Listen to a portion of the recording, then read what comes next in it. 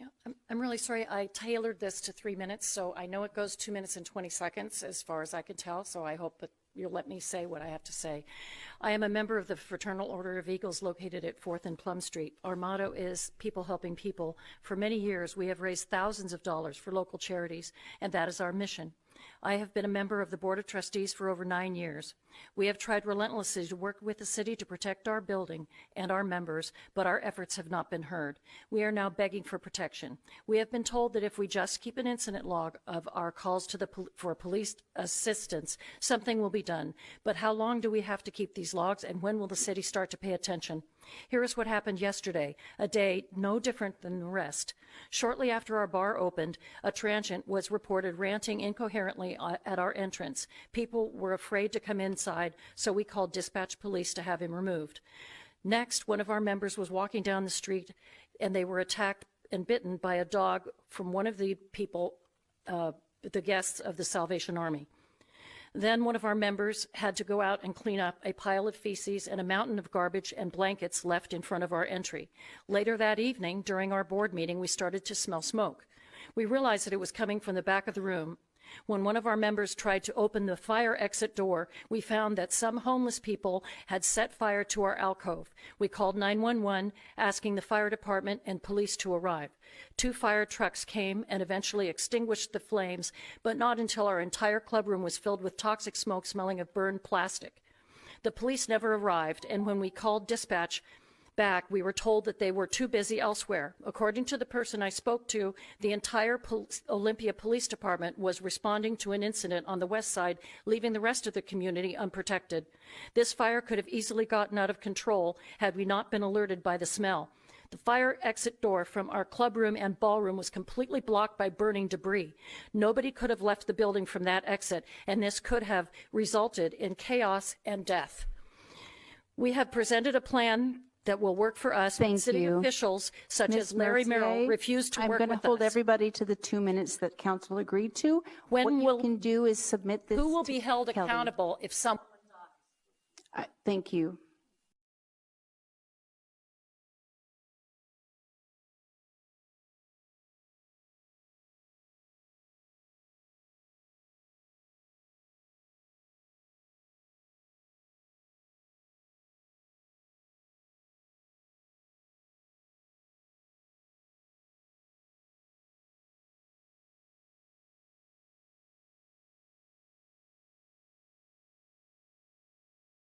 The local Eagles Club has been around for over 100 years. They built this building in 1927 on the corner of 4th and Plum, and it's been the home of the Eagles ever since.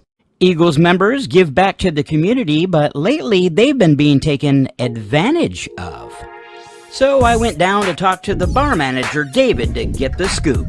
Well, it's an everyday thing. I mean, they're back in the alcove. We've seen them back there. They're camping. They're starting fires. They're doing their drugs. They're having sex. They're having a little party back in our alcove. It's a little party place. And so, we've been in business for over 100 years.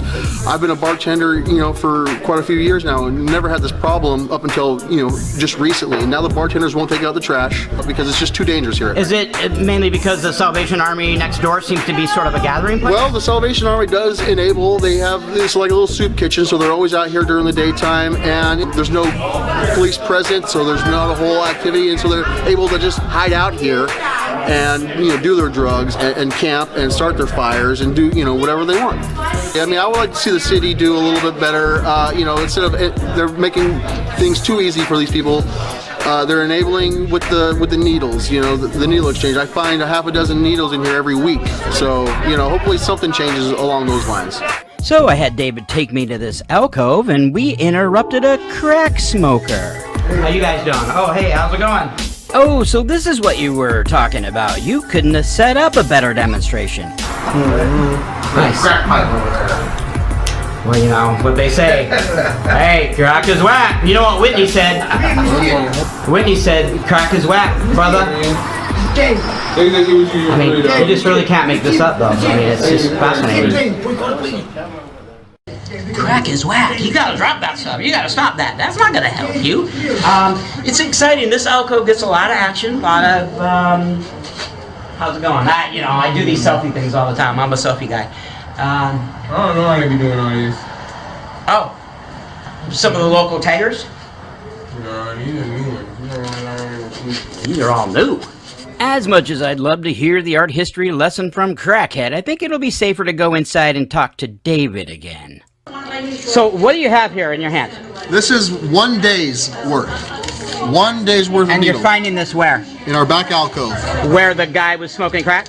Yeah, where they do drugs, where they camp out, where they start That's fires. 1 day's worth? 1 day. I went out there 1 day. I went out there 1 day. These weren't there. The next day, littered with these.